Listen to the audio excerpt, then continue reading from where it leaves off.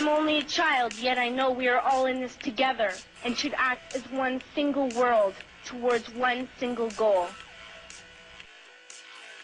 There is enough for everybody's need, but not for anybody's greed. We are facing something profoundly important. We have never faced this before.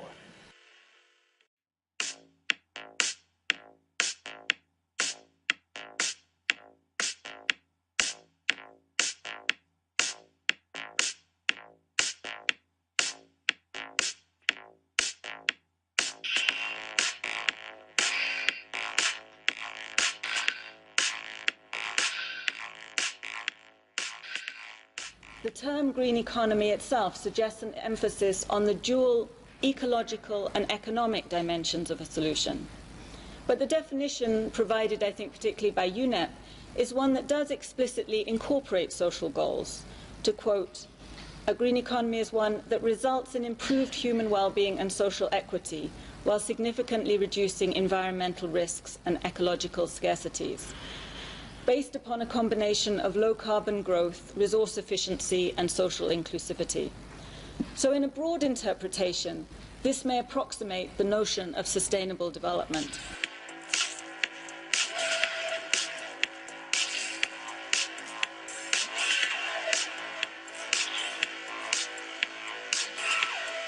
The two key convictions I can identify in the Green Economy project are, first, that there is a triple crisis, depending on one's perspective. The first is a socio-political crisis, the second is an economic crisis, the third is a broader ecological crisis. Second key conviction is that the ecological crisis can in fact be harnessed to solve all three of them. And this is the central point. The ecological crisis isn't necessarily solved in the project, but it is used as a driver to drive a new round of economic growth.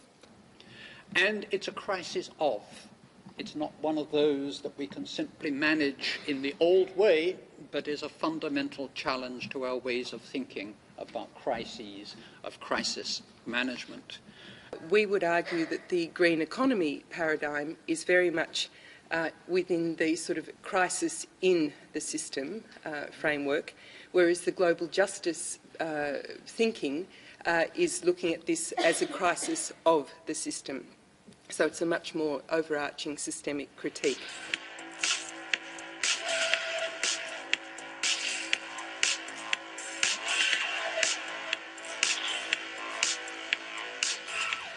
So when we debate on this whole question of what is the green economy, what would it look like? It's being narrated at present as capitalism's best hope to create jobs, restore growth, and limit climate change, a magic formula or magic bullet. Its strengths clearly lie in the fact that it is one of the very few projects currently that has a coherent, but not necessarily correct, proposal for addressing all three parts of the triple crisis. Its second strength lies in the fact that it has a strategy to create a social base for its own project. So good thing about the ecological modernization is that they acknowledge that the current crisis, or the crisis, environmental crisis of the century, were the result of the industrialization and modernization. But when it comes to solution, they think that technological and procedural innovations will solve the problem. So, in other words, they try to solve the contradiction between economy and ecology within the capitalist mode of production. But it also, precisely because it's a floating signifier, because of its productive fuzziness, it creates the possibilities of false alliances, misreadings, of takeovers, of colonization, and so forth. It has a certain incoherence, and it is vulnerable to capture by the most powerful economic and political forces.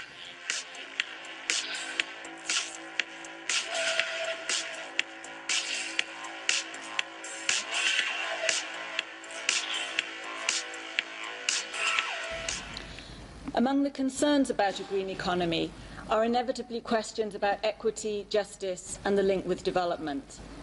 Will a green economy transition centre on technological fixes and business as usual, or will it conversely be seized as an opportunity to enhance well-being and transform the social structures, institutions, and power relations that underpin various forms of vulnerability and inequality?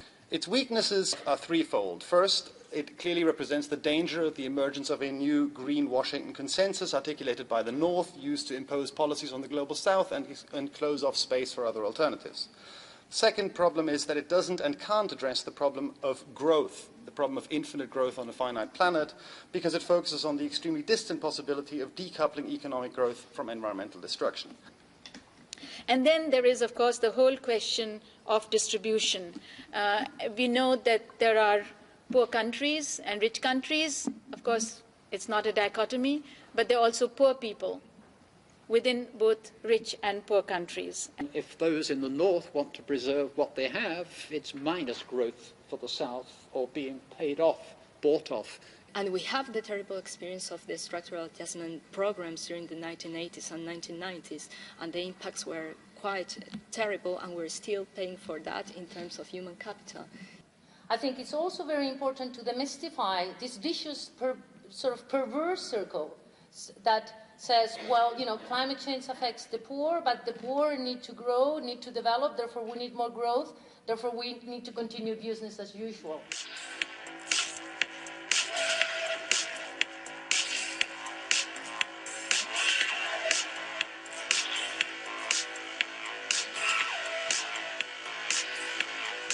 How to construct hope is one of the major issues if you want to bring social dimension to economy. There are questions and choices here and challenges for production, for consumption, for distribution, and finally, of course, for transformation. And this new transformation we are suggesting must be different from prior structural transformations associated with the development process, all of which were highly carbon intensive. Technological fixes for politico-economic and socio-ecological crises are undemocratic and unsustainable. How to leapfrog this development, to use a bit of the usual term, how can they skip the same path of development that richer countries in the north did, which are very carbon intensive or chemical intensive and so on. Who has power from the current status quo? Who benefits from the position now? Who profits from that, if you want to look at the economics of it? And who has the power to make those changes? And so the concept of power must be central to all of the analysis that we do as we look forward. We find that gender equality is very strongly associated with good performance in environmental terms, and that this is true even if you just take high growth countries and you look within that subset. We still find that the strongest environmental performance tends to be from the countries with greatest gender equality. The real changes here, I think, are mostly institutional. Building regulations, a discussion of norms and values around what it means to be a global citizen today. If we're talking of a situation right now that is unsustainable, and that's why we want to change it. Science has given us a problem that science has no solution.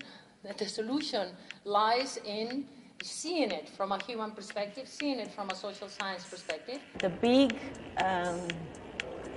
window of opportunity is for people to mobilize, because now it's time to change.